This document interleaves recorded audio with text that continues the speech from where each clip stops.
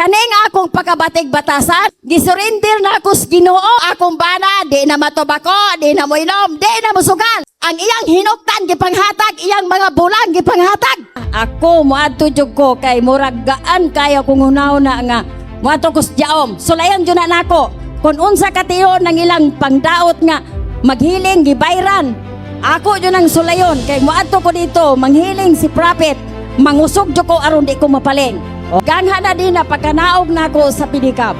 Lord, mauna na gini imong giingon ako nga, gaan kayo tong hanahon na nanimbarot yun na akong balhibo nagsulod din ngayon.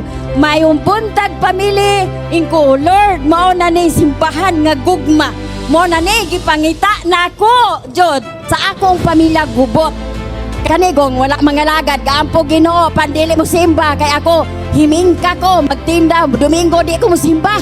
Kanilaging mangita o panginabuhi. Nga namang nalubong magkukutan. Kinahanglan di ay tan mo simba. Ulahira na ato anang pagpangita o kwarta, si Lord atong unahon.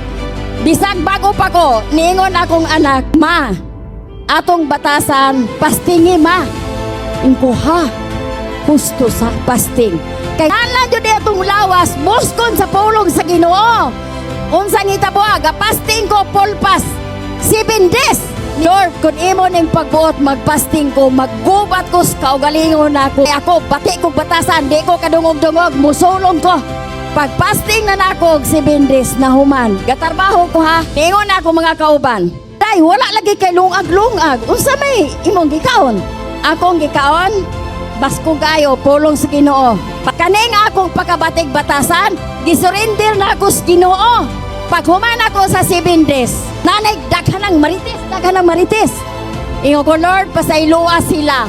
Kay wala sila kabalo sa ilang pamulo. Sa ganong balin-balhin maga ng Diaom, nga katoliko maga. Sa una, daghang mga pastor manas balay. At tuta di, ay, unsay akong namataan, maway akong pagkamatya. Apan kung asa ang akong kabaguan, ato dyo ko padayon, hantod santot. Among pamilya gubot, akong bana, sugaron, palahupog, kanang hinabako. Ningo dyo ko simba kunog Diaom.